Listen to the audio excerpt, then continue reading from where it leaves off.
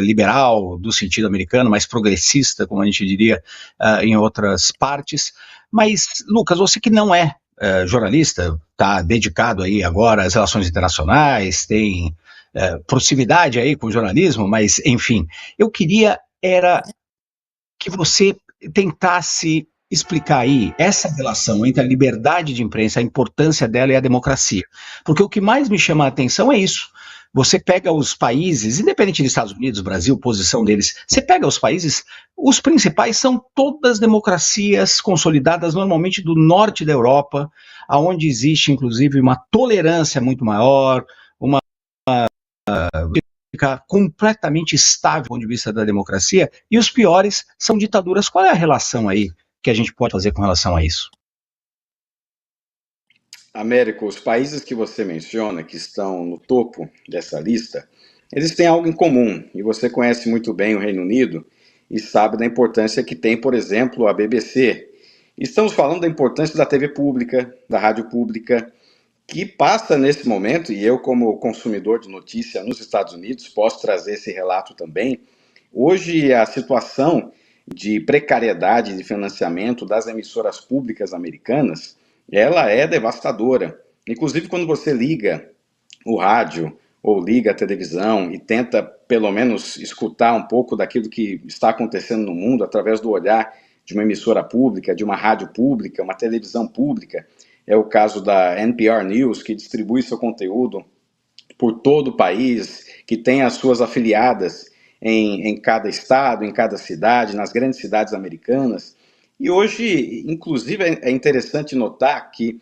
sempre esse conteúdo produzido por estas emissoras sempre foi e sempre será apolítico. Ele não trata de nenhum viés eleitoral, partidário, do presidente que está na Casa Branca ou da oposição, mas neste momento eles se sentem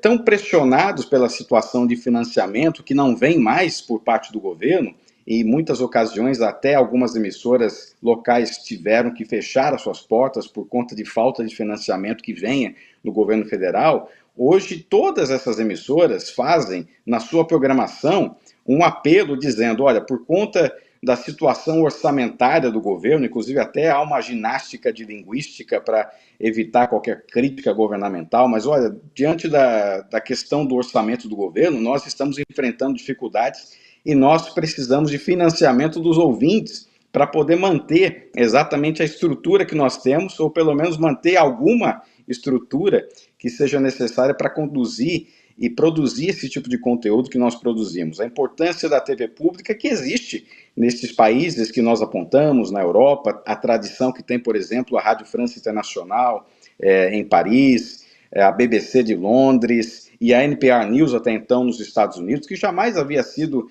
utilizada, ou pelo menos enxergada como uma plataforma eleitoral, uma plataforma de crítica ao governo ou qualquer tipo de ideologização daquilo que ela representava. Agora, nós temos também outros exemplos que estão atrelados a estas grandes empresas de comunicação que hoje se tornaram alvo do presidente Trump. O que acontece? Hoje, se você liga a televisão aqui nos Estados Unidos, olha, por exemplo, para os canais abertos e até mesmo quando você vai ao YouTube, existem uma série de comerciais que, inclusive, aliados do presidente têm investido nesses anúncios, nos comerciais na televisão e também em rádios, mensagens governamentais que são distribuídas através desses colegas e parceiros do presidente Trump, dizendo que,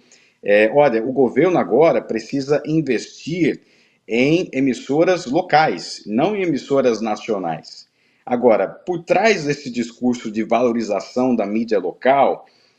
também existe um discurso para beneficiar de forma muito clara o governo que está aí, na Casa Branca, porque qualquer leitura que se faz a partir deste movimento político contra as grandes emissoras nacionais em favor das emissoras locais. Até porque, se você olha a Constituição dos Estados Unidos, a forma como o país é distribuído, as grandes cidades americanas, onde os republicanos têm mais votos, onde os democratas têm mais votos, você vai perceber que nos grandes rincões americanos, nas regiões mais rurais, nos interiores dos estados americanos, A única fonte de notícias e que é considerada de forma até progressista demais para os olhares da Casa Branca, que chega até essas pessoas, é através das grandes emissoras, é através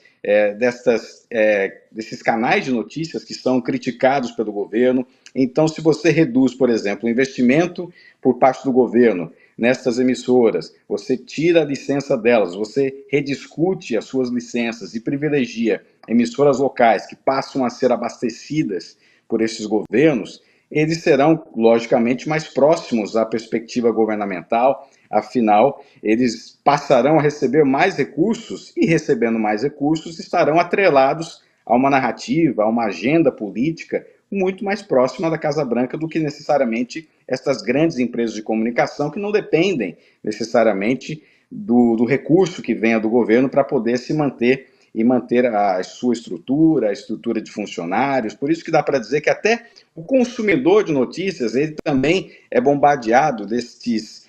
tipos de mensagem política e também de apelos emocionais e até financeiros para poder financiar certos veículos de comunicação e não financiar outros veículos de comunicação que sejam mais alinhados ao progressismo, pelo menos na ótica trumpista. Excelente. Mari, queria te perguntar uma coisa. Você que está